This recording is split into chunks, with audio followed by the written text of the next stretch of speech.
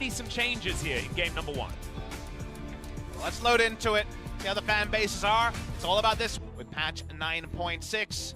So Nautilus, top lane, is kind of from the same school of thought as Orin and other picks into the Jace. While you're going to not necessarily be in hook range at all times because the minions will be blocking that hook, you're probably going to be in depth charge range. Atlas, let's get this promotion tournament off the ground.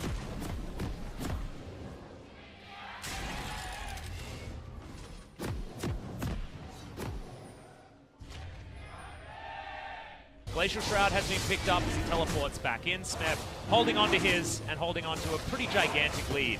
When it comes to that farm, Hawkshot flies out. Not going to be able to actually see score as that's a decent dredge line landing onto Smeb. And with the bot side control that is, of course, granted through the Ashton Catch duo, Infernal Drake the perfect first spawn for VSG versus How about game. a second spawn as well, Papa? That's true. Captain Hindsight over here is a bit sad about that. Now, we talked about taking that second Infernal. They're just actually trying to take Rift Herald off spawn, and KT need to wake up. I know it's early, and I'm talking about that for video gamers. It's 5 p.m. Korean Standard Time. Korean video gamers wake up in the afternoon. I know it's early by their standards, but if they're losing Rift Herald here, KT already, the alarm bells should be way louder. They should wake them up. Yeah, exactly right. And the Lissandra gets the push in the mid lane. They know that this is happening now, but there's no way for them to rotate over. The vision's too good for VSG. They're playing cleaner League of Legends than KT Rolster are right now. Ryan picks that one up. He's got 40 seconds just to chill, head back home, get a bit of a reset, and then head down towards the second Infernal Drake that's going to be on the map. Ryan could also consider jamming down the Rift Herald in the lane and then forcing KT to defend that before they get into a position. Is that another smite steal? Okay, yeah. That does mean he's smited. Ryan's next smite is up in 10 seconds. KT might just try to rush this. Yep, they're going to try to, and Smeb, he's already teleported down, so they are on the clock. Score looking for it, flash immediately. Crystal Arrow lands onto Smeb. Zenit's already used his pull. It's a great pulverize. Ryan is eliminated. First blood goes to PDD. As now Saw, I don't think Aftershock's going to help you, but the Devour is going to be there. No mana left, and KT a 1 for 0. They turn onto enemy jungle, they take him down, but they don't have health bars to actually get the Infernal Atlas, so it's only a kill to disengage, and as you notice, this is still a primary objective. Yeah, but 5 members of KT are converging on this Dragon Pit. VSG understand this. Rift Herald is going to be summoned towards the top side of the map. It'll take a while, though. And Shelly will be by herself, so they're going to try and get through the minion wave. It is going to be an Infernal going over to KT. Now Sora's looking for a turret dive, because they understand that some of their early game moves haven't borne fruit in the way VSG would have hoped. Let's see what happens here. Sora does, in the end, stick around.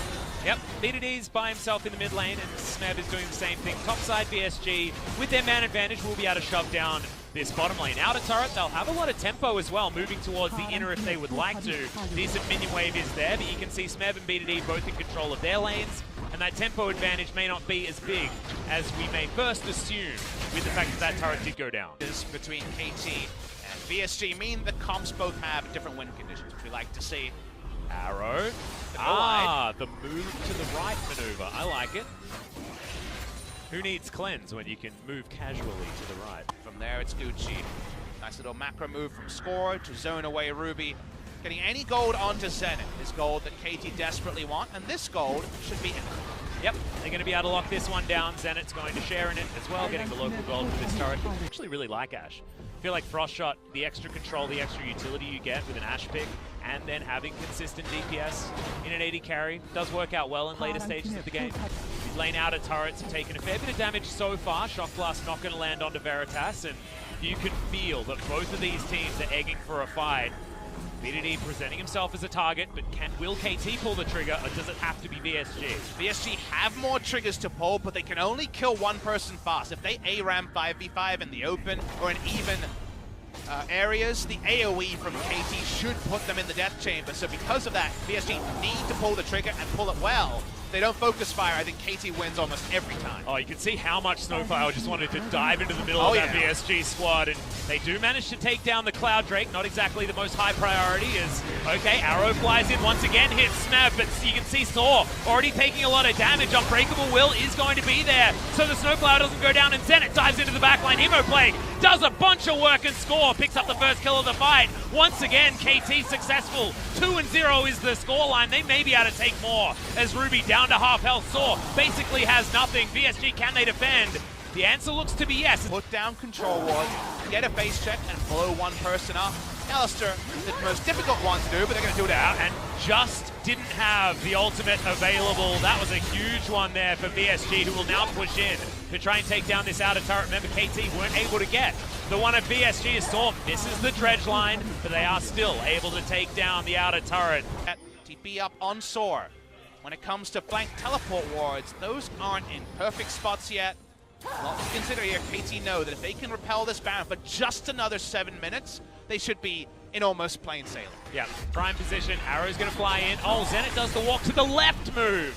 Not that effective against specifically Nautilus, but he's in a side lane far enough away that he's not worried about being camped by a secondary member. KT with their numbers advantage.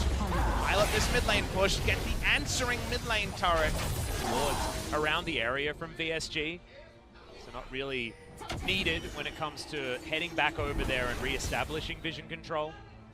KT just use it to get themselves a reset, and that's a pretty good one. Merlinomicon completed now for BDD with his 2 items now. He's going to be a massive threat, and I'm looking at a pretty cool hat on the Hemomancer, and I'm getting real scared in VSG. Already it feels like 5v5s are a bridge too far, and one more item is lights out, and maybe you can get frisky on someone like BDD, and Azir Sec in with the Shurima Shuffle, and then Stasis, and rely on your teammates and allies' damage. So because of that, VSG have to be so careful about how they approach. They cannot take an honest front-to-back 5v5 right now. They're going to try anyway. Yeah, Dredgeline's going to come in. Snowcloud actually flashing into the back line. Gets the headbutt onto Saw, but he does have a stopwatch. Keeps himself alive. Snowcloud does the same. Ruby self-pulse. There's not a lot of targets here as Pure is the one getting targeted down, and they lose to Lissandra after she comes out of the stasis. Zenit trying to get the work down, and you betcha bottom dollar he's going to. It's a double kill for the Jason. Saw is going to...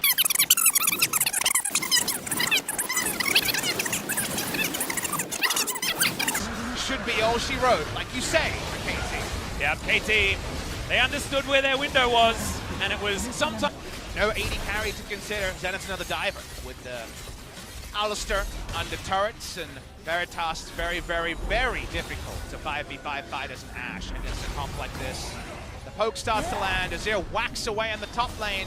VSG feel like they have one more emergency all-in left, otherwise they'll watch their turrets go down around them. Yeah, I actually really like that from KT, deciding not to take the bait onto Ruby. You saw the rest of VSG trying to group together, get themselves a fight that they wanted, but they don't want it now. That shock blast just chunking all of them out in a turret now, going to bite the dust as Ruby has to put that Claw of Doom on cooldown.